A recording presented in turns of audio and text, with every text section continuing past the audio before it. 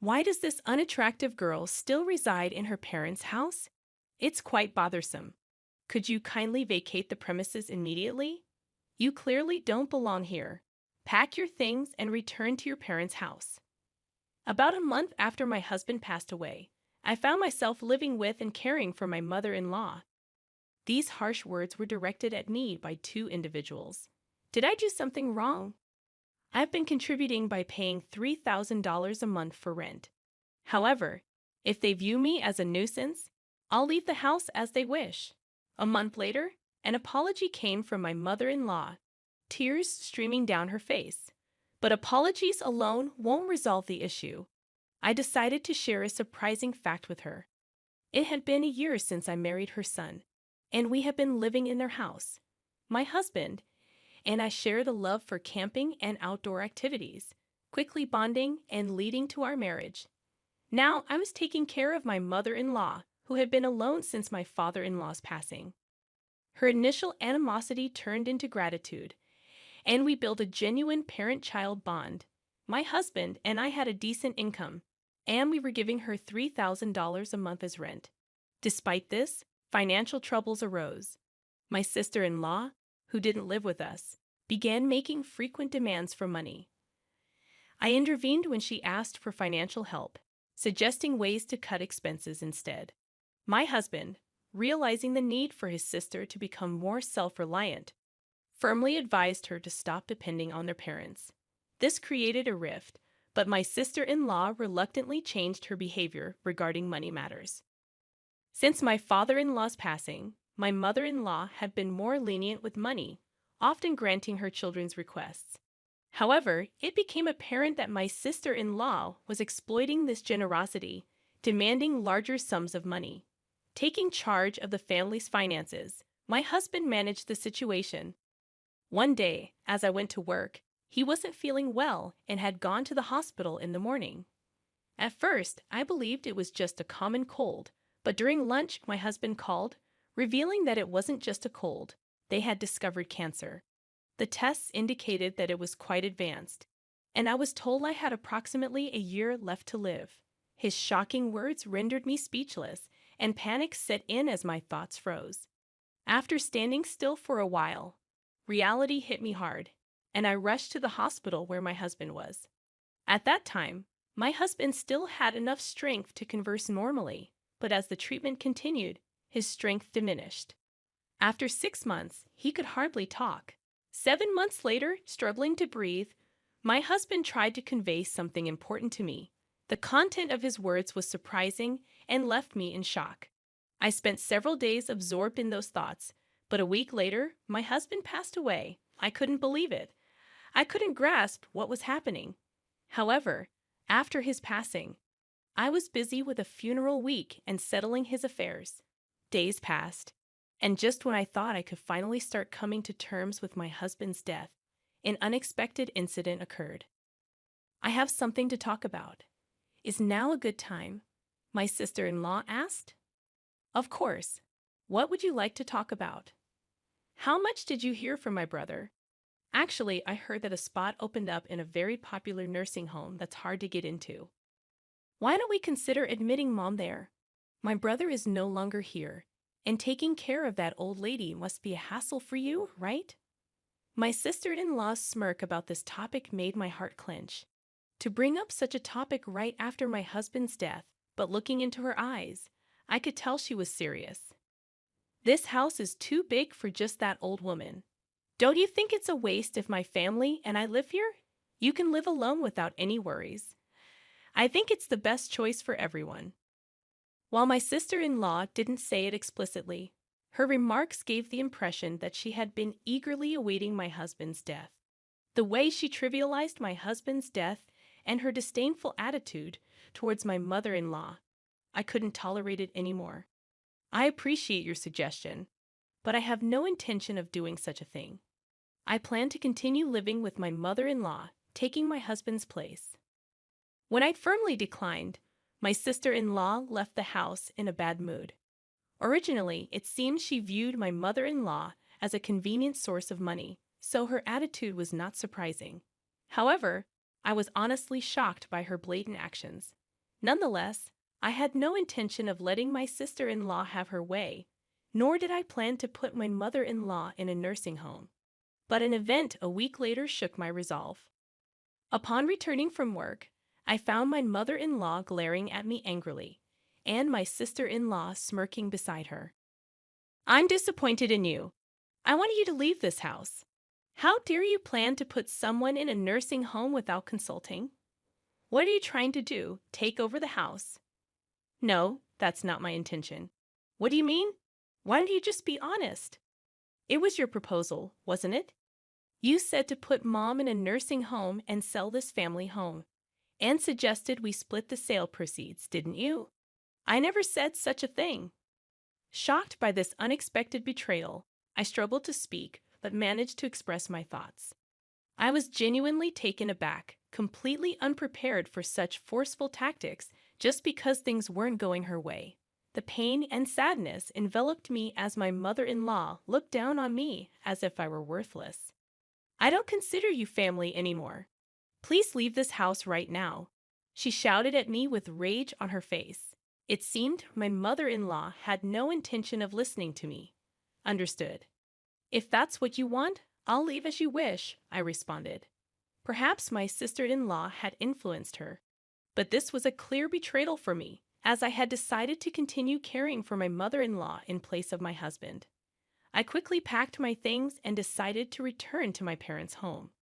I needed to find a new place to live and had a lot to do, but being kicked out by my mother-in-law deeply hurt me, so I decided to rest at my parents' home for a while. About a month later, my sister-in-law accused me of withdrawing money from our parents' account without permission. "Is that you? You withdrew money from our parents' account without permission, didn't you? Why is there not a single dollar left in the account?" "Don't say such ridiculous things. Are you calling me a thief now?" "Pretending you don't know. If you keep doing this, I'll get the police involved. Come to our parents' house right now." After saying this, my sister-in-law abruptly hung up the phone. Caught in someone's conspiracy and now being accused of theft, I had had enough. I had anticipated issues with the mortgage of the family home. There must still be several years of mortgage payments left unpaid. Honestly, I didn't have the time or energy to deal with my sister-in-law. I wanted to cut ties, but I had reasons why I couldn't. There was still a truth I had to reveal. With a heavy heart, I immediately headed to my in-laws' home. Just like the day I left, my mother-in-law glared at me, and my sister-in-law was there too, giving me the same look. Did he steal money from the house or withdraw it from the account? "I don't know, but give it back quickly. You both were working, right? So, there must be a significant balance, right?" "What are you talking about?" "There's nothing left of my father-in-law's inheritance. We've been covering all the living expenses and rent. Do you think the inheritance would cover everything?" "What, really?" My words left my sister-in-law looking at my mother-in-law in surprise. It was clear that there was an understanding between the two. My mother-in-law knew that we had been financially supporting the family home, but she probably thought that my father-in-law's inheritance was sufficient for a while. However, the actual situation was quite different. Maybe in this situation, isn't my mother-in-law the victim? Mother-in-law, it was your daughter who was misusing father-in-law's inheritance, wasn't it? At that moment, my mother-in-law's expression changed dramatically. There was an air of confusion, as if she couldn't grasp what I was saying. But I never lied to deceive others. The attitude of my sister-in-law made it clear that what I was saying was true. Her expression changed the moment the inheritance was mentioned, even though she had been glaring at me sharply before. "I've seen through the schemes you've been plotting and the misdeeds you've been committing. Actually, my husband revealed to me that since we started living together, he took over managing the household finances. He noticed a significant decrease in the inheritance supposed to be received by my mother-in-law, and he found it abnormal. Moreover, my sister-in-law's frequent and unusual financial requests seemed suspicious to him, so he confronted her. It turned out she had withdrawn cash from the inheritance without any permission. She was actually stealing. Wait, is that true?" My sister-in-law stammered in confusion the moment I revealed the truth. My mother-in-law's anger immediately turned towards her. It seemed my mother-in-law hadn't realized the money was gradually decreasing, as she had been living modestly since my father-in-law's passing and never paid much attention to finances. My husband, being in accounting, was aware of even minor financial changes. This misdeed came to light when he confronted my sister-in-law.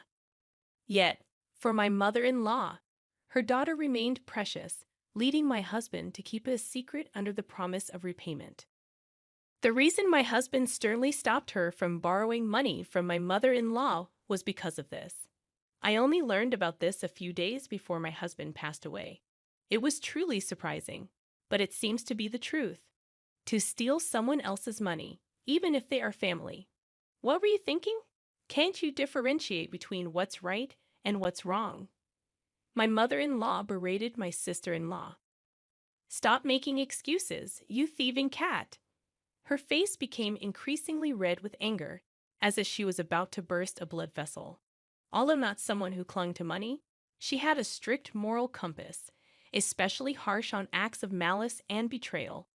Her decision to disown me, seeing my act of sending her to a nursing home as a betrayal, was also based on these values. These values applied not just to me, a non-blood relative, but also to her own daughter. However, I had more to reveal. Also, the large amount of money you got by betraying your family was used for gambling, right? Huh, wait a minute. What are you talking about? My sister-in-law feigned ignorance. I've investigated everything. You'll understand if you look at these. I showed them several photos from an envelope, pictures secretly taken by my deceased husband, clearly capturing my sister-in-law entering and exiting a casino. Your husband works for a foreign company, and you should be financially comfortable. My husband always wondered why you were so desperate for money. The investigation unexpectedly revealed your gambling addiction. Tell me, how enjoyable was it to gamble with someone else's money? What is this? This is called stalking. This is no joke. You're calling others thieves, and now this. And there's something else I need to tell you, mother-in-law. It was your daughter who suggested sending you to the nursing home. You know what? Finally, I've reached this point. It's time to reveal everything and then bring this to a close. My sister-in-law's true nature, previously unnoticed, was revealed through this incident. This should make my mother-in-law realize that blaming me was a mistake. Additionally, my mother-in-law was also manipulated by my sister-in-law's schemes. With the truth out, she should understand my position. I'm not sure if this will be conclusive evidence, but I want you to see this. I said, presenting my mother-in-law with the text messages between me and my sister-in-law. The history showed my sister-in-law sending me numerous links and nursing home suggestions, serving as evidence of her scheming. Were you really planning to abandon your own mother? That's not it. It's all a misunderstanding. Please just listen to my side of the story. My sister-in-law pleaded. It seems you plan to kick my mother-in-law out and live here with your family, right? This house isn't that old. It's still perfectly livable. Who was it that was thinking only of themselves, trying to take everything? Can you think about it calmly for a moment? As I spoke, my mother-in-law seemed to grasp the situation. She then looked at me sadly, as if she knew what she did was wrong, and turned her angry voice towards my sister-in-law. How selfish can you be to repay kindness with betrayal after all this time thinking of you as family? How do you see me? Don't mock me. Wait, just listen. There's a huge reason for this. At that moment, a loud noise echoed from the hallway, and footsteps followed as my sister-in-law's husband entered the room. Sorry I'm late. Got caught in traffic. It's okay. Oh, mother-in-law, I hadn't told you yet, but I asked him to come. I left the house key open so he could enter any time. Surprised by the sudden appearance of my sister-in-law's husband, both were taken aback. I explained the situation, and they quickly understood this issue wasn't just between me and my mother-in-law. It also affected my sister-in-law's husband. My sister-in-law's husband could easily access his salary and savings, raising further suspicions as she had been embezzling my mother-in-law's money. I had spoken to him in advance and arranged for him to hear the conversation via phone. I've been listening from the start. Enough with the excuses. Just admit your mistakes already. That's despicable. But what you've done is a serious crime. I was shocked when I checked the bank account earlier. It was a big mistake to let you manage our finances. The atmosphere froze in an eerie silence due to the incredible anger of my sister-in-law's husband. Having said all I wanted to say, I decided not to intervene further and just silently watched my sister-in-law's husband lecture her. His reprimands were so intense that it made me tremble just watching, but I didn't feel bad for her at all. I only thought about ensuring she repays the money, and that she shouldn't assume this would be the end of it. The lecturing continued for a while, and eventually, she knelt down to apologize to both me and my mother-in-law before leaving. According to my sister-in-law's husband, he had left the management of their household finances entirely to her, thinking they were saving and increasing their savings by cutting back on expenses. However, it turned out she was gambling away all the money saved. As her gambling intensified, she eventually incurred debts on her credit cards and began stealing money from my mother-in-law to pay it off.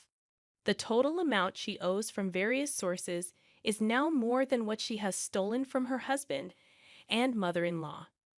Her husband, upon learning about this, decided to divorce her but plans to make her work to repay the full amount for the money she stole and the child support she misused. Until then, he had no intention of divorcing her and was constantly monitoring her behavior, hoping for her to change herself. It seems tough days are ahead for my sister-in-law. Later, my mother-in-law apologized to me for the misunderstanding, and we still meet for tea about once a month. Now that my husband has passed away, I want to maintain a good relationship with her, the mother who gave birth to him, and support her to the end.